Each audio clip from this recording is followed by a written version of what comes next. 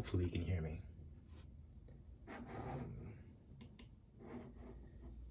So then,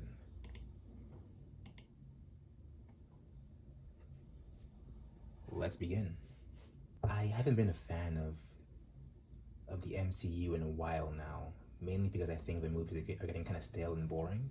However, I remember being a very big fan during the entire Infinity War saga, mainly because we got to see all these characters interact for the first time, and then that ending was probably the best ending in any MCU movie, just because of how shocking it was. I keep thinking back to what Doctor Strange said about how we saw into billions of possible futures, and the one in Endgame was the only one where they actually beat him, which I find to be very shocking, or maybe a better word is surprising. Because really, like, it doesn't matter what you did or how you tried to do it, but in the end, he always wins. Because there are several moments in that movie where I think if a character did something differently, they could have actually won in the end. Now, notably, there's Star-Lord fucking up the whole thing for everyone. But the one I want to speak on mainly is the Battle for Wakanda, because I think the way they handled it in the long run kind of caused them the battle in the end. So I was thinking it would be a cool idea to actually discuss the battle itself and see its shortcomings and where they could have actually improved to actually change the type of battle in the end. Now, to be clear, I am writing this with the idea that what's happening in space is set in stone. So no matter what happens, Thanos is going to appear at Wakanda in the end with all those other stones. So for those who forgot, the Battle of Wakanda took place in, well, Wakanda, where many heroes, ranging from Captain America to the Black Panther to the Scarlet Witch, who all came to Wakanda to remove stone safely from Vision's head, because they knew for a fact that Thanos' army is actually coming to get them. To basically explain how I think they could have done better, it's better to break down in several different points what they had at their disposal and what they didn't. So firstly is knowledge. During the battle, knowledge was everything. And when you examine both sides, it's pretty clear as to why they lost. Because at first, the forces of Wakanda basically knew nothing. They knew nothing about their enemy, they knew nothing about how many there were or who they were, which in and of itself isn't actually their fault. Remember, the war came out of nowhere and they had very little time to actually plan for it. But it's pretty clear that they actually never tried to actually attempt to learn more on the enemy. They just kind of went in blind and then just like hoped for the best, which in the end caused a lot of deaths. Secondly is actually the objective. Because when you examine the objective of both sides, it's pretty clear as to why the forces of Thanos actually won. Because their main objective was getting the stone from Vision, and literally everything else was secondary. And that's pretty clear from how they behave themselves throughout the movie. So their objective is actually quite straightforward, and they somehow know that Vision is actually in Wakanda. So all they actually need to do is to surround the country, or better yet, surround the entire planet to make sure that they can escape.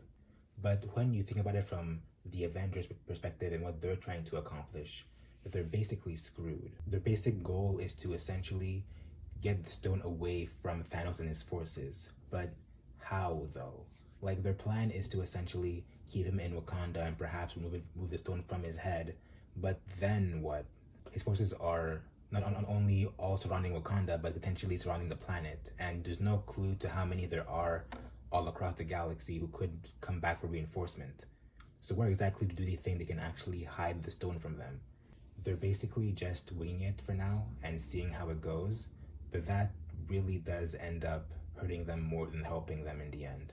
Now that I've established what they know and their objective, we can actually talk about the battle itself. And it's pretty straightforward for the most part. Again, it's a Marvel movie, so it's mostly spectacle rather than actual planning. So when the battle actually begins, the bad guys in their spaceships try to actually crash on Wakanda, but then realize there's actually a force field. So they land outside of the barrier and then try to march their way towards it, which is weird because when they try to crash their gigantic ship onto the force field, it doesn't break. However, when some of the soldiers try to actually make their way within it, they can, with some effort, actually make it through. So it seems the force field is good with big things, but not small things. So there are two types of enemies in this battle. There's the Children of Thanos, which are basically Thanos's generals, and there are 4 of them. And then there's their basic runt foot soldiers, which they call the Outriders. And they seem to be mindless zombies which attack anything on sight, but still understand well enough to attack the enemy and not themselves, so I don't know. And they also seem to have a basically unlimited amount of actual Outriders in their disposal. So as it happens, they land their ships outside of the city and then try to march their way into it, but then are stopped by the force field. And then the forces of Wakanda, which is mainly composed of Wakandan soldiers and some Avengers, face them head on, which isn't technically bad because it's pretty clear that all the Outriders are coming from one direction.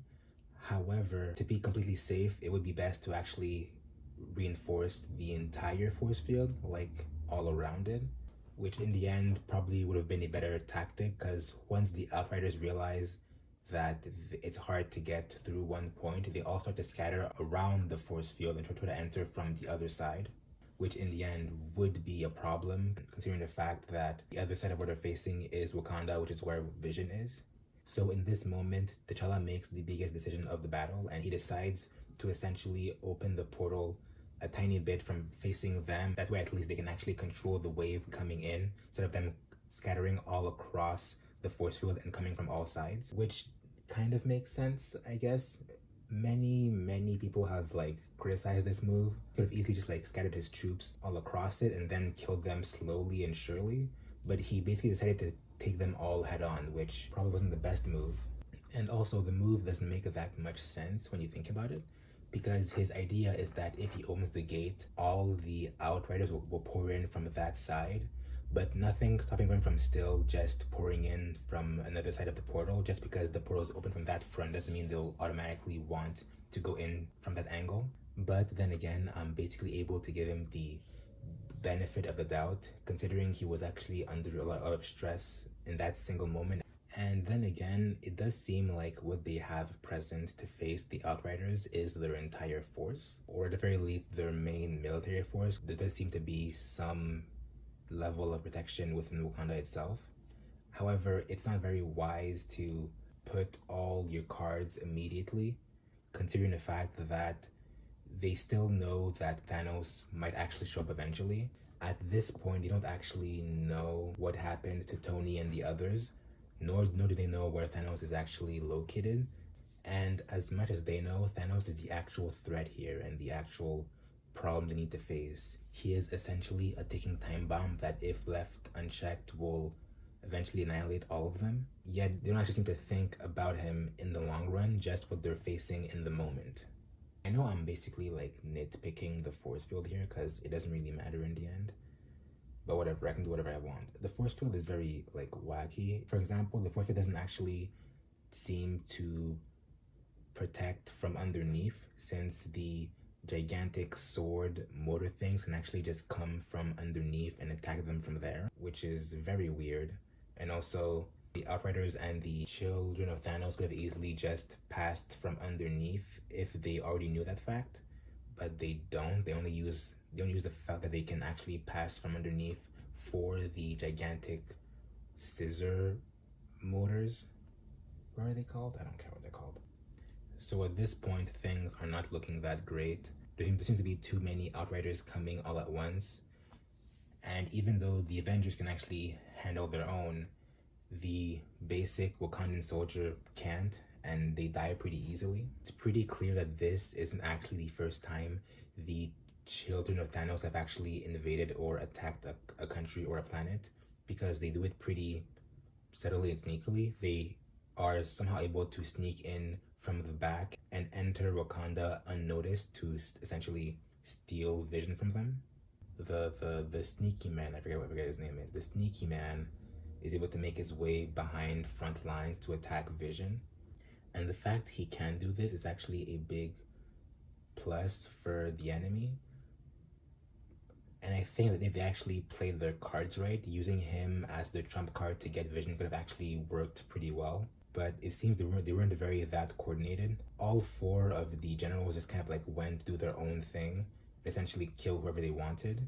In fact, they all seemed to go against people they just didn't like and wanted to kill for some reason, which in the end didn't work out for any of them. I think the main issue plaguing them at that point is that they're very unclear on what they're trying to accomplish.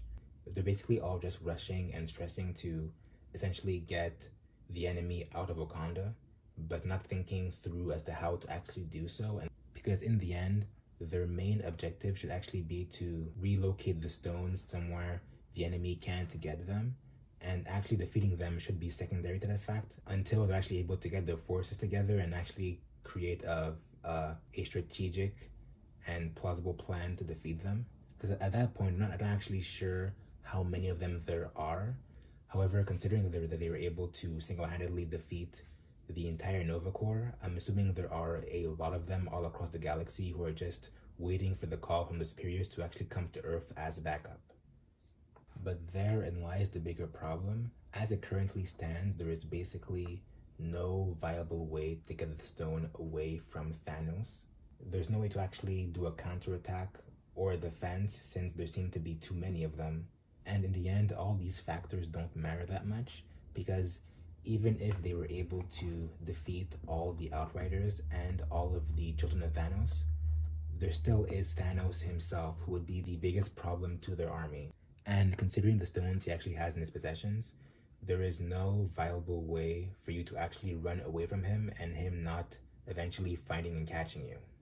So right now, defending the stone from Thanos wouldn't actually work that well. He would always have the upper hand in the end. Just based on the current situation, there isn't much they can do to defend from him, which is why the best solution in the end would be to attack.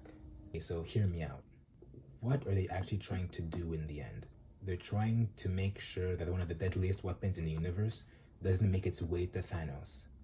But as they're doing it, I don't think it ever occurred to any of them that they're currently in the possession of one of the most powerful weapons in the universe. It has been proven that Thanos can be caught off guard even with the stones themselves. So catching him slipping for like a few seconds to essentially control his mind like Loki did with the stone is basically their best bet. It is in the end a very double-edged sword because if you succeed, you control Thanos, and if you fail, you basically brought the stone to Thanos. Okay, so let's do a very quick recap of what should have happened in the battle. Step 1 should have been to take all of Wakanda's forces and to make a line of defense around the barrier itself. That way they can better protect it from all angles. Step 2 should have been to make Shuri remove the stone as quickly as possible. And when that's done, they should have done what Loki did and turned the stone into a weapon. And then from there, when Thanos eventually comes to Earth, use the stone to their advantage to control his mind. And from there, what you basically have is a 5-stoned Thanos who is under your will, which, yeah, would have actually helped a lot to turn the tides of the battle. Look, in the end, I know I'm wrong. Based on what Doctor Strange said, there is no other outcome as to how they could have actually defeated him. I'm just saying all this because I think it's actually kind of fun to think about this stuff. And I couldn't stop thinking as to how what they did in the movie was basically very stupid. So I don't know, what do you guys think? If you think my plan is not that great, or better yet, you have your own plan, you can leave a comment and let me know. Okay, bye.